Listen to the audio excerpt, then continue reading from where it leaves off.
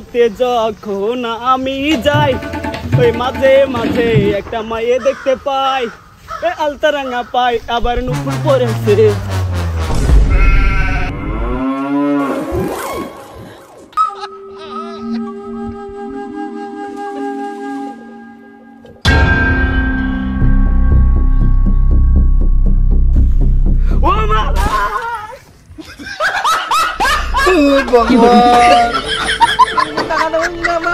Hello sir,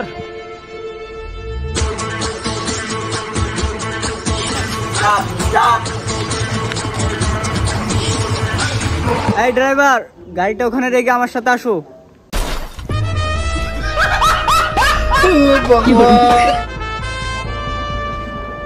sir sorry sir, আমি আসলে গাড়িটা রাস্তা পড়ে গেলে চুরি হয়ে যাবে না, তাই আমি বলছিলাম যে স্যার গাড়িটা পার্কিং করি। স্যার আমার কাছে দেন, আমি দিয়ে আসতেছি, সমস্যা নেই।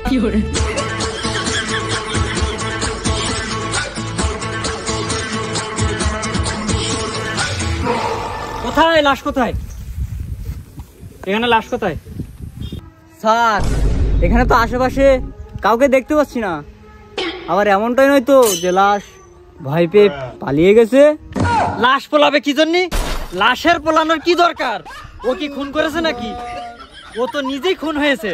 স্যার কথা তো সেটা না, কথা হলো লাশ যদি খুন না করে তাহলে লাশ পালাবে কেন? হ্যাঁ, কোথায় অবশ্যই যুক্তি আছে। হ্যালো, এক্সকিউজ মি স্যার, আপনি কি এখানে কোথাও লাশ দেখেছেন? কাদের ডাকলাম আমি?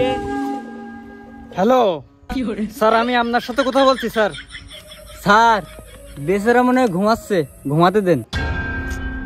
তাহলে তুই লাশ এনে দে, লাশ তুই খুঁজে এনে দে।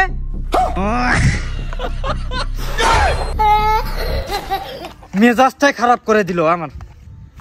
শালার এতদিন পরে একটা কেস পেলাম, তা আবার লাশ পাচ্ছি না।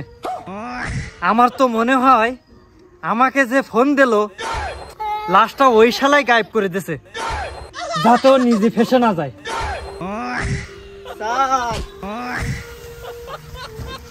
স্যার ও স্যার, আমি নির্দোষ স্যার, আমি ফোন দিয়েছি স্যার।